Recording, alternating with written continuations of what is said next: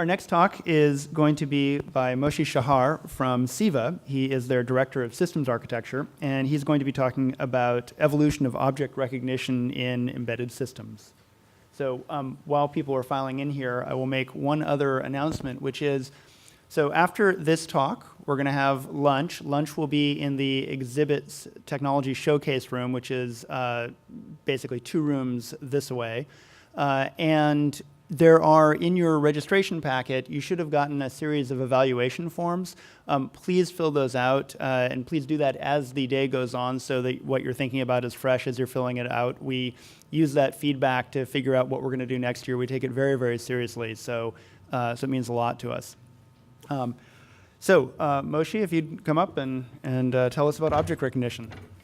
Yeah. Okay, so I'm the only thing between you and lunch.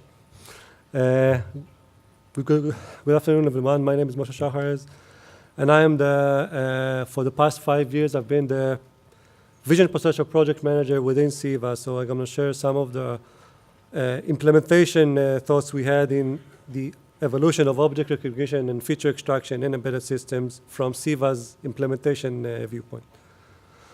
So in the diagram here, you can see the timeline and the different algorithms we were asked to implement by our customers. There are some interesting things to see here in the diagram, and I'm going to go over some of the lightly colored implementations deeper in the presentation. One thing to see from the diagram here is when we started implementing feature extraction in 2012, we got requests for what people perceived as state-of-the-art implementation like SIFT and good feature to track. And after the first implementation stages, people understood that are very demanding, and they moved towards a more implementation-aware algorithms like SURF and ORB, which we're going to touch on later on. And as time progresses and people wanted to be more accurate in their object detection and the move towards 3D space, we saw a surge in computational power requirements towards CNN and KD3, so we are going to talk about CNN a bit later on the future. One thing to notice here is from our implementation standpoint, simple is not necessarily bad. For instance, way at the bottom, there is a hardest corner detector, which we've used in many of our in-house applications, like our video stabilizer, which yielded the best performance cycle count ratio, so it not necessarily be a bad feature extraction algorithm. So I'm going to go over the lightly colored algorithm in the next few slides. When we first got requests for the SIFT implementation, our customers wanted what they considered to be the best-in-class feature extraction algorithm, which is still considered to be the ground truth in many algorithms. When we did this implementation, we found out that though it was very accurate, it is extremely difficult to implement on an embedded system. We found out that to input a VGA frame, it took roughly between 30 to 50 megacycles to implement one SIFT on a VGA frame. So though accurate, it was not really feasible to implement this in real-time systems. So next, we got requests for SURF, the speeded up robust features, which was one of the first implementation-aware algorithms that we've used for feature extraction. And the way it did this, it used what is an integral sum, which is a very, very basic tool in image processing. And afterwards, every operation that was very complicated in SURF became a series of addition and subtraction in SURF. So it's very easy to vectorize on our vector processor. We got very good results, and this algorithm was widely used and is still widely used as a feature extractor. The next algorithm we implemented is called histogram of gradients, which here you can see a block diagram which illustrates the basic steps in most of our feature extraction. There is a series of scaling, like a pyramid, to create scale variants to detect features in different sizes. And on each scale image, you need to perform gamma normalization, gradient calculation, and on this result have a descriptor calculation based on the histogram results. So on the actual implementation stage, we're going to go over several items within. There are several flavors in this Hog implementation that derive from the original Dalal and Triggs paper at 2005. So when it comes to implementation standpoint, each customer has a different flavor and different nuances and different sequences in the implementation. So here we see an example that clearly influenced the architecture of our upcoming processor. We have a bilinear scaling, that is used to go between image scales. And the result needs to be read from the local memory of the processor. You perform the filter. And later on, we are able to store the result in a transposed manner to local memory and redo the filter once again in exact same fashion. So what we get here and is clearly repeating itself in many vision algorithms is you run one direction of the filter once, transpose it, run it again, and you will get a 2D result using the exact same algorithm. Gamma normalization is also a sort of a nonlinear operation that is efficiently implemented in lookup tables. So the way we do this and to have an efficient lookup table implementation, we have what we call a parallel memory access. We are able to access several locations in memory in parallel and able to compute, with regards to our previous core, it's 8 results per cycle. So it's a very efficient way to perform nonlinear operation, and you can combine them with the first order Taylor series approximation to get more accurate results and reduce the sizes of the table. So this is one mechanism that also influences the architecture of our current and future cores. Orb feature extraction is one of the first, let's call it new generation feature extraction algorithms. It's one of the first to use binary descriptor, which are very easy to implement. And it actually has the same characteristics as you have a pyramid search to allow for different scales, and 2 layers of corner detectors, Fast9, which is a very fast corner detector, and Harris. So from an implementation standpoint, it was very important to execute this algorithm very efficiently. So a few words on the Fast9 algorithm. It's one of the common corner detectors. You actually have to detect a series of consecutive pixels which meet certain criteria, be brighter than one value and darker than another value, which are 2 thresholds. So this is a very simple way to detect corners. Now, in order to do this implementation efficiently, you need some sort of parallel access to calculate this result. So the way we do this is we load the vectors very fast into memory and then calculate the bitmap response of the threshold, whether it's meeting a certain condition or not. And after you get this bitmap condition, you need to make to see if it meets this sequence or not. So the way we do it again is through a parallel memory architecture. We get the results into memory and compare them with a series of lookup tables to see that whether this condition was met or not. Now, all of these items we were implementing on our previous computer vision core, which is called MM30101.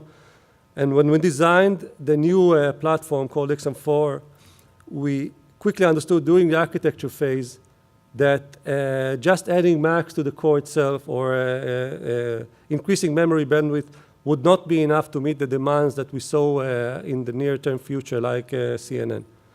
So we had to combine 2 additional features into the core itself to allow it to cope with the upcoming algorithms. One of the features that we've introduced is what we call multi-scalar operation, which is a way that the core can use each lane of the vectors to perform like a scalar operation and you'll basically gain like 32 processors executing scalar operation in one core and one C code. The other thing we noticed is that we must do more operations per bit in order to meet the memory requirements. So this means performing more calculation per loaded bit than on our previous cores.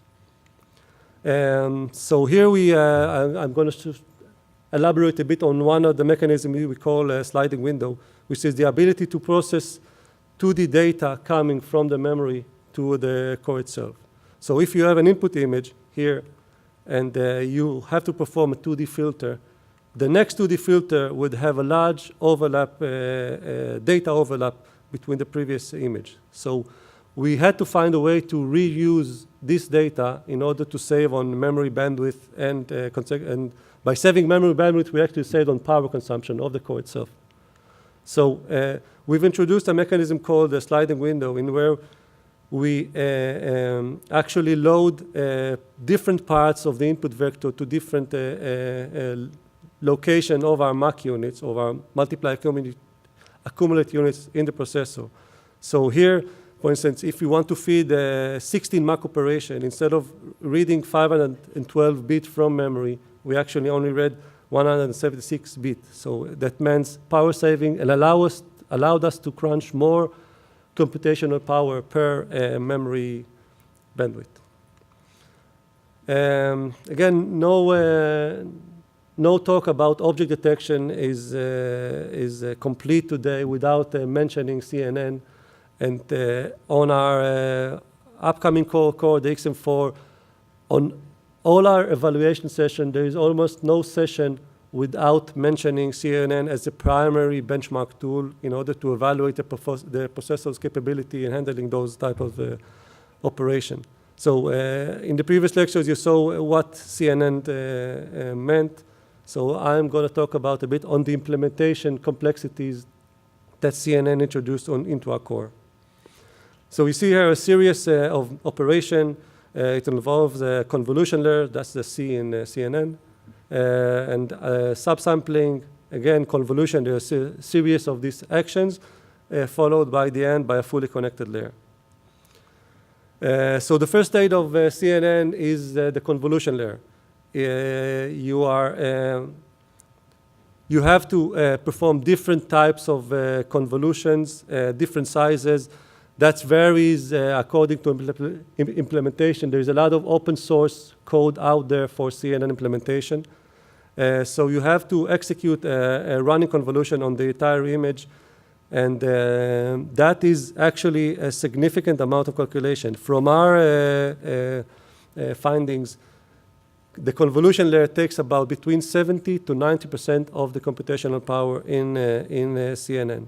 So for example, in AlexNet, which is a very common CNN open source code, the first layer is 11 by 11 convolution that performs this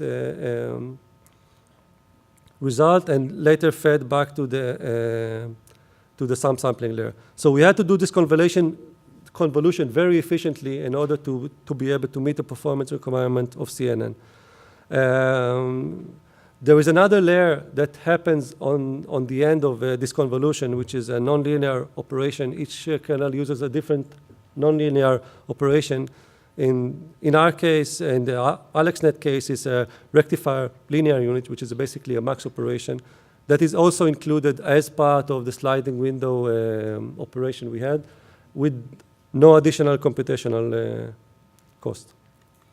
So the second layer after the CNN is just a sampling stage where you take the convolution result and perform a simple max operation, which is also done very efficiently on a vector processor. You have to max out the result and feed them back to the next convolution layer. Okay, and finally, the last layer is the fully connected layer, which is poses a different challenge in terms of computational unit. I'll continue with the AlexNet example and show the final layer here is you have 256 matrices on 6 by 6, And so it's around 9,000 results, pixels. And each coefficient has to be multiplied by 4,000 coefficients. So the per frame, per tile operation is around 90 megabytes of red data per pixel. So it's not only just be able to crunch the numbers, but to handle the data efficiently. So here we needed to come up with some sort of algorithmic solution and not in the processor to allow it to cope with the bandwidth. Another key point to mention here is along this long line of computation, you had to keep very accurate results along the way because results quickly get into an overflow. So we had to keep the result in 64-bit in order to make sure that we will not lose accuracy here. So what we see in the next trend is object detection and feature extraction. CNN, of course, is the new king of the block. To my opinion and to CEVA's opinion, once it gets to a state where it's be able to run in real time on a embedded system, it will probably replace all other object detection recognition. It's more of a implementation framework. There's no exact cookbook like in ORB or SURF for implementation. You have each solution has its own combination of layers, its own coefficients to multiply, its own non-linear operation between convolution and scaling. So you have to keep it on a programmable layer because those algorithms keep changing. The other object which I didn't touch base on is, and it will probably be a very good topic for the next EVA session, would be object detection in the 3D space. This presents a completely different challenge. It's a new database. You have to go through binary trees and not perform a raster-like operation on images. So it's a whole new ballgame in terms of computation. And here, the multi-scalar parts becomes much more critical and much more important for an efficient implementation. So I guess in the upcoming EVA, we're going to talk about 3D object recognition within. So to summarize here, what we saw in the transition to our new core is we had to improve the computational power. That's a given. So we've added more MAC units. We've added more parallel access units to improve our multi-scalar operation. But we've also introduced new concepts to the core itself, like data reuse through the sliding window and increasing accuracy through 64-bit operation, which allowed us to meet the CNN challenge and be able to compute it in real time much more efficiently than on our current and existing programmable processors. So a few words on XM4. We just announced it 2 months ago in the Mobile World Congress. It's our 4th generation image processing core.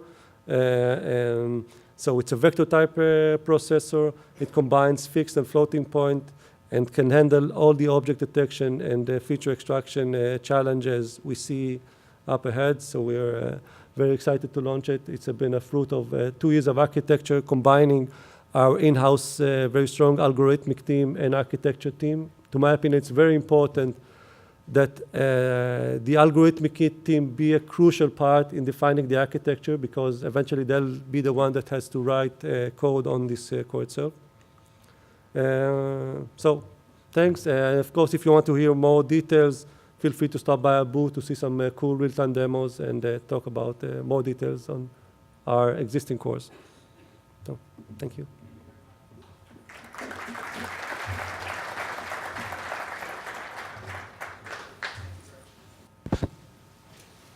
So if you have questions, we will pass microphones to you. And look, question. Since there is a bit of time, can you talk a little bit about 3D and what you're seeing happening there? Yes. In our 3D object detection, we see our customers mostly use what's known as the point cloud library. It's the starting point for many object detection algorithms. The main difference here is the database that is being used for representing objects in 3D is like a KD tree, which is very serial in nature. In order to go past a tree, you have to serially access a tree and go down it until you get to an endpoint. And the way to do it efficiently, basically, is to run on several trees in parallel. So here you have to have the ability to access multiple locations in memory at once and go down several trees at once. So there's a lot of conditional code, vectorized conditional code, along with parallel memory access. So this is the basic starting point. And we're currently seeing, in let's say, a bit more further future, CNN in 3D space, but it's still far ahead. We are engaged in several academic programs to evaluate this representation. It's much more, it's much less defined, much more uncharted territory than 2D space. You have to find new representations of data and new ways to cope with pixels in a non-2D space, which is a challenge. Excuse me, hello. I'm Ganesh Tasika with ARM Research. Yes. Over back here. Sorry. What do you see as the role of the host CPU in a CEVA-based SoC? And how sensitive are you or how dependent are you on the communication latency between the host and CPU and the DSP? As much as we would like to be, in most cases, we are residing beside an ARM core. That's the basic fact. So we invest a lot of our work in the APIs and infrastructure, which allow very efficient communication between the ARM host processor and the core itself. We envision the role of the processor to be a very efficient core processor and allow it to be a seamless extension of the host processor. So we invest a lot in APIs to allow vision functions to be invoked seamlessly from a host processor and use the programmable nature of the core itself in a, let's say, transparent way. So there is a lot of work. We are part of OpenVX, which is part of one of the ways that is aimed to solve this API problem. And we have a lot of infrastructure going on within CEVA to allow an efficient implementation executed from a host processor towards our DSPs. Right here, Yeah. question. Just wanted to ask you a high-level question with the automotive industry having explosive growth with vision-based algorithm. What are you guys doing, and are you tying up with some of the tier one suppliers such as the TRWs, Magnas, and the Delphis out there on sort of a vision-based chip algorithm that one company that comes to mind is Mobileye, and how do you guys sort of position yourself relative to the auto supplier space? Thank you. Okay, so many of our customers engage with us because they want to replace Mobileye, or not replace, but to have, let's say, their own in-house solution, because no one likes to depend on one source. Actually, the next derivative of the XM4 would be ASIL-B automotive grade compliant. So we also target the automotive market as a very important market. And especially we see the vertical growth in terms of computer vision algorithms. So it's a very important market for us.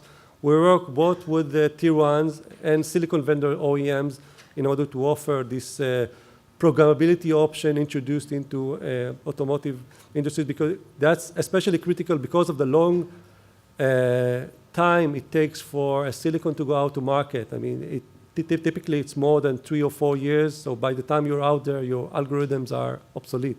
So you have to maintain this programmability option in order to stay on the cutting edge of algorithms. So programmable solution, I think that's the way to go for computer vision application within automotive. Hi, this is Jihoon Lee from Samsung. I have a question on in the middle. I have a question on the CNN. You mentioned that there's some use case that requires 64-bit operations. Yes. But the trend has been showing that even 16-bit or 8-bit's been enough for most of the use cases. So can you tell me more about where you find the 64-bit required for the CNN? Actually, 8-bit or 16-bit is in the coefficients. You have several 16-bit or 8-bit coefficients. We actually found AlexNet is using 8-bit coefficient, and it doesn't produce accurate enough results. So we're talking about 8 or 16-bit coefficients, but you have to multiply a lot of those coefficients and accumulate the results. So for accumulating 4,000 16-bit coefficients, you have to maintain accuracy in 64-bit at least to be able to keep accurate tracking until the end of the computation. Right, but even the accumulations, I think the 32-bit was supposed to be enough for most of the cases I've been looking at. So I'm really curious where you actually need a 64-bit. Again, CNN is not, there's not exact solution. So if you multiply 4,000 coefficient of 16-bit, you would eventually lose scale and clip the result and have to shift the result somehow to maintain accuracy. 32-bit is for sure not enough.